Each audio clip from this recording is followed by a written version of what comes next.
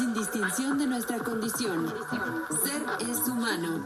Un espacio con Laura Martínez, un espacio para todas y todos.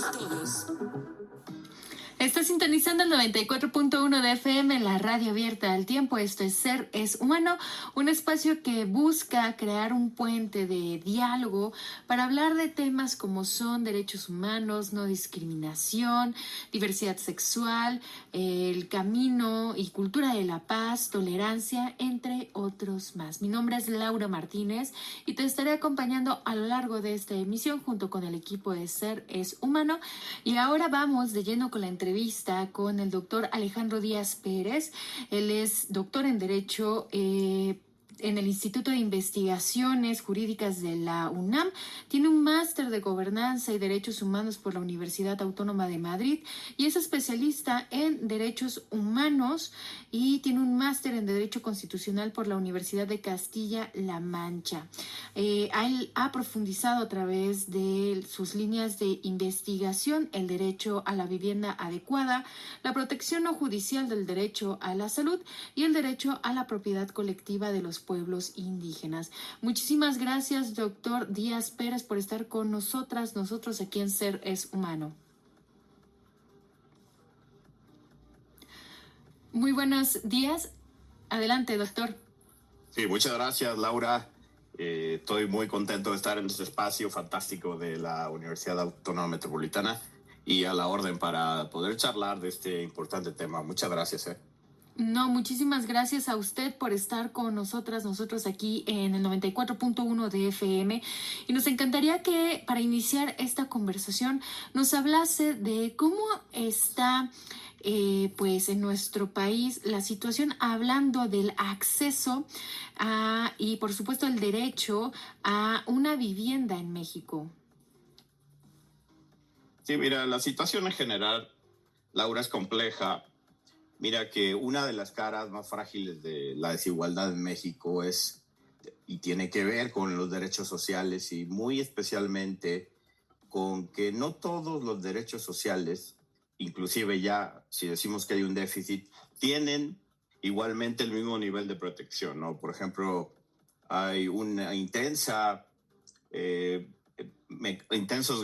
mecanismos de garantía, jurisprudencia, casos analizados, por ejemplo, de un típico derecho social como el derecho a la salud, pero en contraste, si uno analiza los sistemas de protección, las salvaguardias, los mecanismos del derecho a la vivienda, no necesariamente estarían en ese mismo nivel de desarrollo, ¿no? De protección, de garantía de este derecho social, ¿no? Y entonces, por eso digo que una de las fragilidades de esos derechos sociales que son tan importantes para conseguir igualdad, para conseguir justicia social, pues es la vivienda y está siendo, digamos, debilitado de muchas maneras. Lo podemos ver en el hecho de que sigan existiendo desalojos forzados de vivienda. Los desalojos de vivienda están prohibidos en principio por el derecho internacional porque tienen una grave implicación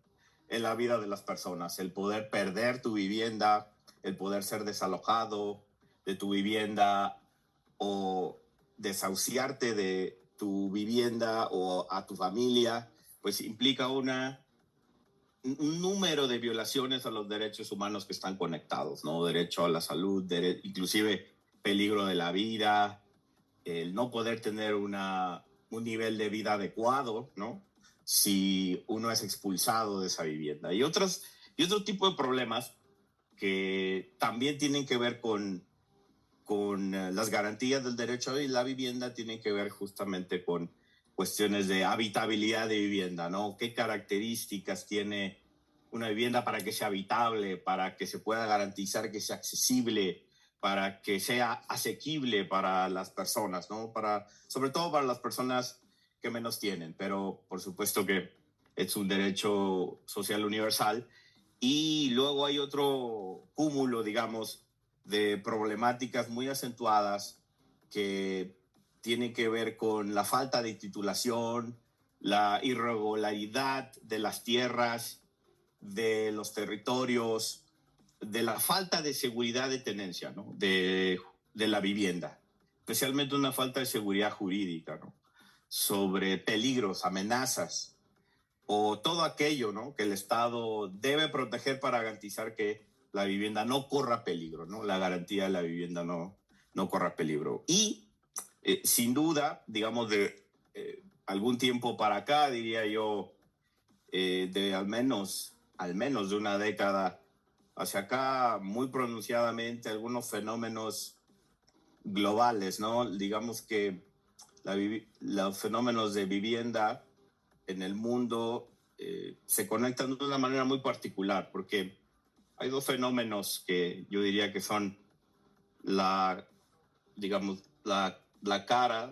dos caras de la misma moneda, ¿no? Y tiene que ver con, primero, el fenómeno de la mercantilización de la vivienda o financiarización de la vivienda, también llamado, que es como los capitales, la economía, inclusive las sociedades están empezando a ver a la vivienda ya no como un derecho social fundamental, sino como una mercancía que es susceptible de transacción, ¿no? De acumulación de riqueza. Y luego otra cara que yo diría que es más reciente, que tiene que ver con la vivienda como un servicio. Y en ese contexto aparecen los fenómenos de las plataformas digitales de alquiler de corto plazo o de renta de vivienda de corto plazo, o también llamada vivienda turística, porque mucha de ese tipo de vivienda se utiliza en el corto plazo con fines turísticos, ¿no? Entonces, esa otra cara, ¿no? La vivienda capturada como un servicio, Laura. Yo haría esta primera reflexión muy general, pero muy global, de lo que creo que está sucediendo y de lo cual tenemos mucha evidencia de los déficits de vivienda en el país.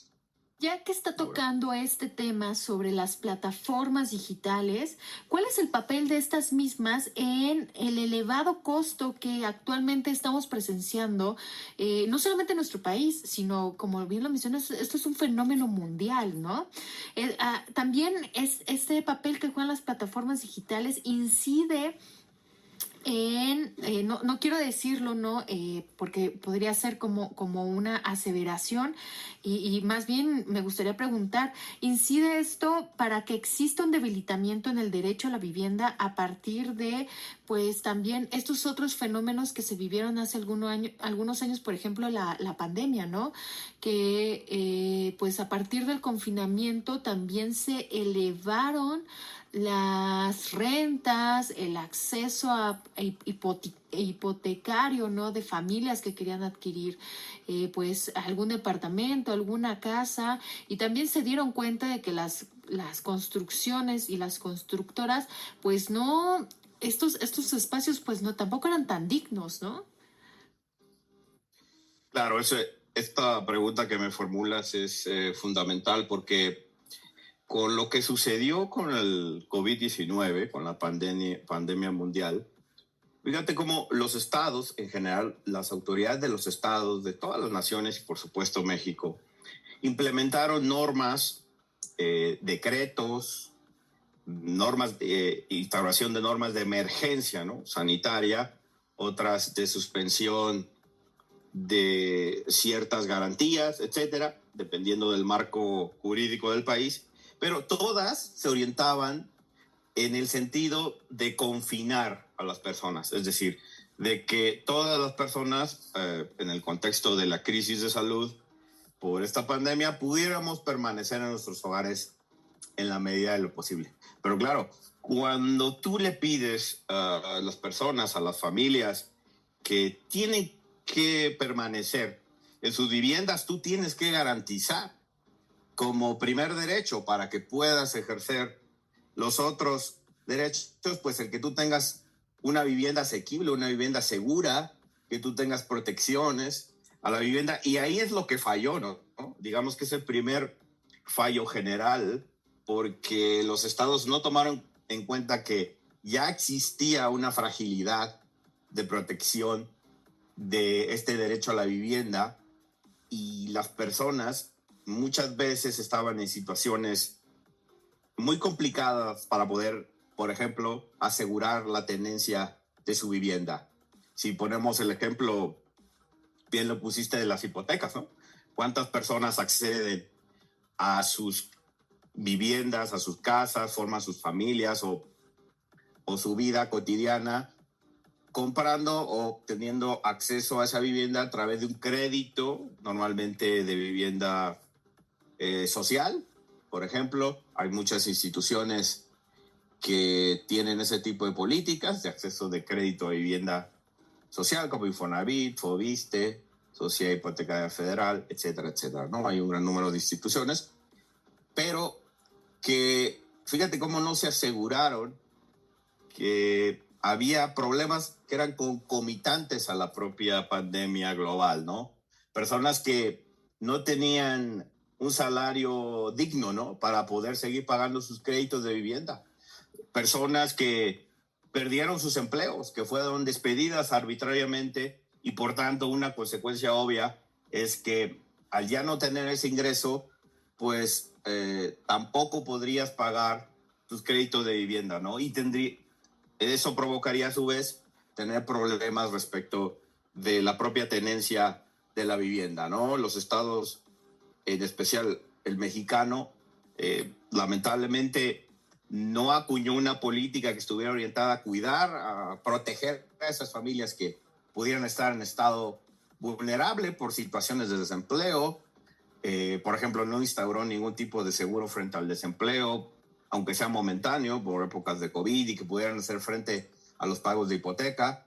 O también piensa en las personas, porque para el derecho a la vivienda es importante recordar que todo tipo de tenencia de la vivienda debe ser asegurada jurídicamente. Puede ser alquiler, puede ser propiedad, puede ser cooperativa de vivienda, etcétera. Entonces, en el caso de los alquileres, que tienen el mismo nivel de protección que cualquier vivienda que estuviera en propiedad, pues también el Estado no pudo garantizar, ¿no?, que esas personas que tenían que confinarse en sus casas, si perdieron el empleo, si tuvieron problemas de ingresos o si les recortaron sus salarios, pues pudieran seguir pagando los alquileres, ¿no? Cómo el Estado debió intervenir para garantizar, por ejemplo, moratorias de viviendas. Algunos otros países lo hicieron, ¿no? Moratorias en donde se les exentara al menos durante algunos meses el pago, ¿no?, de alquileres, y que pudiera garantizar que las personas no perdieran, no fueran desalojadas de su vivienda, o proporcionar vivienda alternativa, ¿no?, que es una de las soluciones que quizá hubieran sido interesantes de formular. Pero sin duda que la etapa COVID destapó algo que, aunque ya sabíamos, exacerbó, ¿no?, la crisis de vivienda. Y por supuesto que luego esto provocó también algunos aumentos en los precios de vivienda, también en los precios de los alquileres, y luego con el boom un poco más profundo de las plataformas de alquiler de corto plazo, Laura. Y es que aquí viene otra gran pregunta, ¿no? En cuanto a cómo está constituido el marco o existe tal vez algún marco que regule estas plataformas digitales que pues ponen de forma de alquiler las viviendas, ¿no? Porque ya lo vimos, como mencionaba en un principio Oscar, pues tenemos estos referentes mundiales como España, como Nueva York, California. También en Sudamérica tenemos a Chile, a Argentina, de las problemáticas que han surgido a partir de pues la proliferación de este tipo de pues plataformas, y que por supuesto también va desplazando a la comunidad o a las personas originarias de estas comunidades, y pues terminan acercándose a la periferia. Entonces a mí me gustaría que nos hablase sobre si existe algo que regule las viviendas de alquiler a través de estas plataformas digitales, y también si existe que nos hable sobre la reforma a la ley de turismo de la Ciudad de México y cómo sería esta dinámica, ¿no?, de la renta de departamentos y casas en la ciudad. Sí, claro, Laura. Primero, me gustaría muy brevemente abordar los efectos que justo este tipo de plataformas, hacer una reflexión sobre ello, este tipo de plataformas genera, ¿no?, en la vida cotidiana y cómo ha transformado las ciudades, ¿no? Yo diría que esto en realidad ha sido un cambio bastante profundo sobre la configuración de los barrios, las dinámicas de las comunidades, y ya luego me referiré a la parte de la regulación, que también es interesante, ¿no? Pero claro, ¿por qué tenemos que regular este tipo de plataformas, ¿no? ¿Por qué no solo asegurarnos que el libre mercado, ¿no?, haga su trabajo? Es lo que muchas personas se preguntan, ¿no? Pero justo por eso es importante reflexionarlo socialmente, porque las plataformas de alquiler a corto plazo están presentes en más de 190 países, ¿no? Entonces, así es un fenómeno global que, por supuesto, México no fue exento, que surgió en los Estados Unidos. Una de las plataformas más conocidas es Airbnb, pero hay otras como HomeAway, como Booking.com, etcétera. Hay muchísimas, ¿no? Hay cientos de plataformas de alquiler de corto plazo, pero por citar la más famosa, Airbnb tuvo unas consecuencias muy profundas en los barrios. Piensan en el caso de San Francisco, ¿no?, esta ciudad en California, donde había ya no solo edificios enteros que se dedicaban a que se dedicaban a alquilar en corto plazo, sino colonias enteras, ¿no?, cuadras enteras, comunidades enteras, ¿no?, decenas de colonias juntas. Imagínense los cambios en la dinámica comunitaria que eso profundiza, cuando que esas personas que empezaron a ser desplazadas o fueron sustituidas por personas que no vivían ahí, ¿no?, que simplemente iban ocasionalmente, y por tanto los comercios locales, los pequeños comercios comunitarios, la tienda de la esquina, los negocios de café, etcétera, por citarte, ¿no?, ejemplos muy cotidianos, pues dejaron de existir. No tenía sentido que siguieran cuando quienes eran residentes de esas colonias enteras, de cientos de barrios y comunidades y colonias, pues no habitaban, ¿no? Habitualmente eran turistas que pasaban 2 o 3 días, algunos una semana, algunos un par de días y se iban.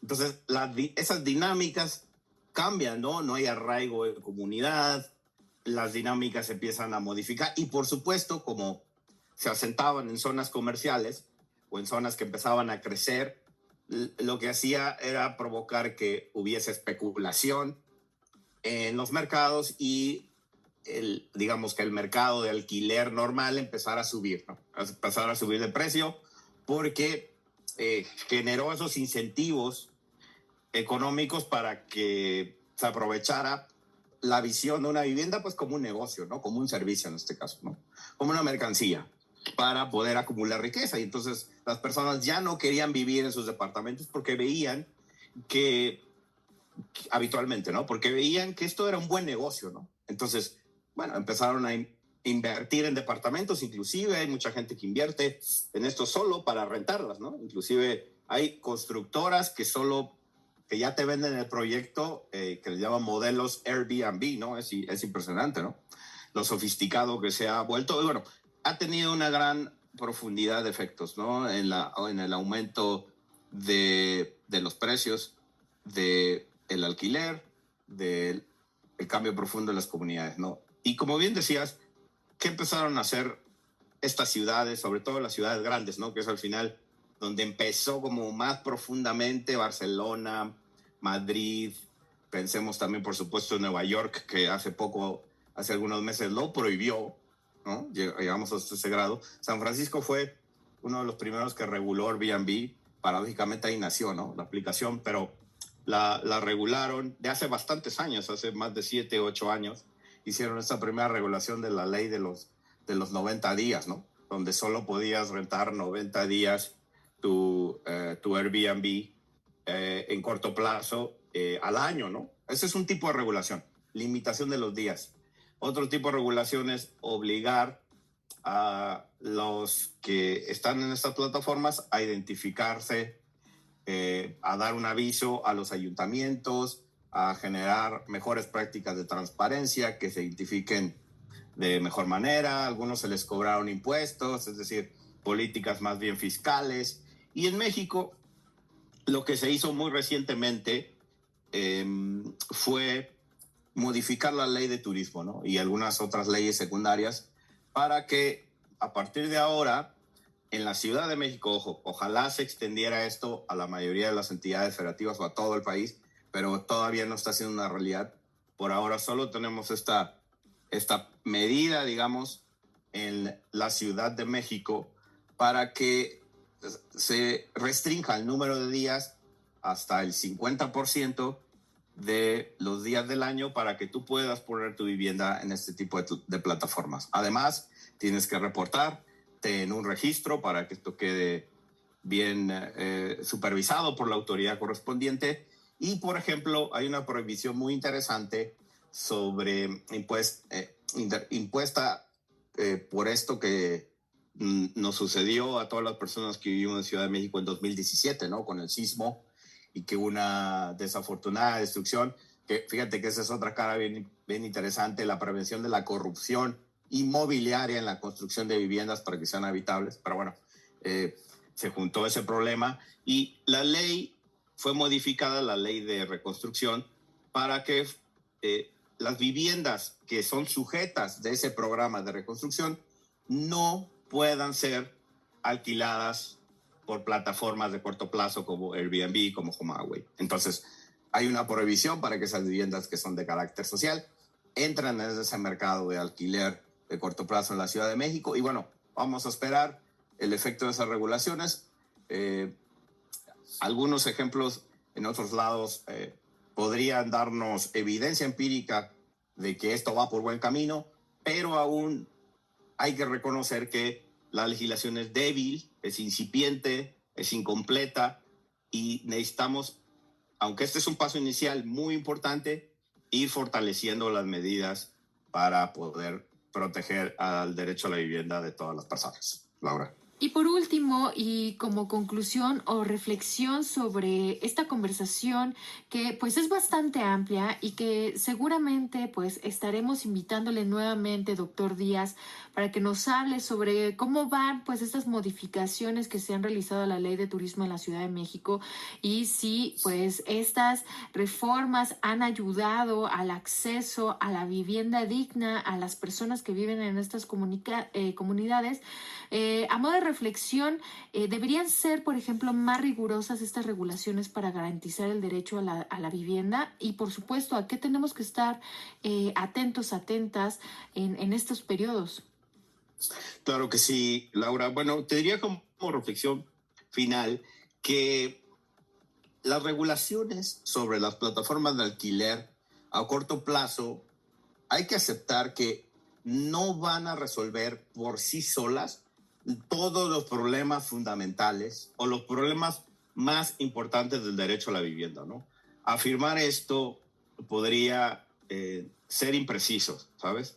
Y hay que reconocer como expertas, como expertos que nos dedicamos a temas de vivienda y derechos sociales, que evidentemente este tema por sí mismo no va a resolver los problemas de vivienda más importantes del país, pero sí es un problema, ¿no? Y como un problema que está generando todo esto que reflexionamos como parte, ¿no? El funcionamiento, las dinámicas sociales de los barrios, pues sí es importante en ese sentido, ¿no? Y a eso responden esas regulaciones. También reconozcamos que las regulaciones a las plataformas de alquiler de corto plazo tienen un efecto, digamos, atenuado. Es decir, podemos esperar hasta cierto grado que resuelvan algunos problemas de la vivienda, pero yo quiero ser muy enfático en este tema, no van a resolver todos los problemas de la vivienda, porque los problemas de la vivienda son muy complejos y necesitamos soluciones mucho más complejas que solo enfocarnos en plataformas de alquiler de corto plazo. Pero creo que las legislaciones que se están implementando, no solo en México, sino en todo el mundo, van en la dirección correcta. Y yo agregaría que aún son débiles, porque pienso que un camino fundamental sería asegurar la tenencia de la vivienda, es decir, garantizar tanto a la vivienda en alquiler como cualquier otro tipo de forma de tenencia, que cada vez se fortalezcan los mecanismos, las salvaguardias de protección de la seguridad jurídica de la tenencia. Es decir, que ataquemos no solo lo que de facto, o sea, lo que de hecho ya va a provocar o provocó la pérdida de la vivienda, sino también todo aquello que amenaza, que lo hace susceptible, que puede provocar, que no solo nos movamos jurídicamente cuando ya haya una persona que ha sido desalojada de su vivienda, que haya sido desplazada de su vivienda, que haya sufrido los efectos de la gentrificación de la vivienda, sino también cuando esos fenómenos inician y cómo el derecho debe presentar respuestas más profundas, más fuertes. Los estados deben desplegar todo tipo de obligaciones para que la tenencia sea más segura de la vivienda cuando está en etapas donde puede llegar a peligrar, ¿no? Donde pueda haber cuestiones que acontezcan que la pongan en predicamento, ¿no? En amenaza. Laura. Muchísimas gracias, doctor Alejandro Díaz Pérez, por darnos esta entrevista. Por supuesto, estaremos, si usted lo gusta, conversando nuevamente sobre este tema cuando haya novedades, ya que es algo bastante amplio y que pues actualmente nos está afectando en pues la cuestión del derecho, ¿no?, al acceso a una vivienda digna, tomando en cuenta también pues los eventos coyunturales que se viven alrededor del mundo y en pues espacios como la Ciudad de México, Yucatán, Guadalajara, Monterrey. Le deseamos un excelente día. Laura, muchas gracias por la invitación y a la orden para reflexionar en cualquier otra oportunidad. Hasta luego. Acabamos de conversar con el doctor Alejandro Díaz Pérez. Él tiene un doctorado en Derecho en el Instituto de Investigaciones Jurídicas de la UNAM y un máster en Gobernanza y Derechos Humanos por la Universidad Autónoma de Madrid.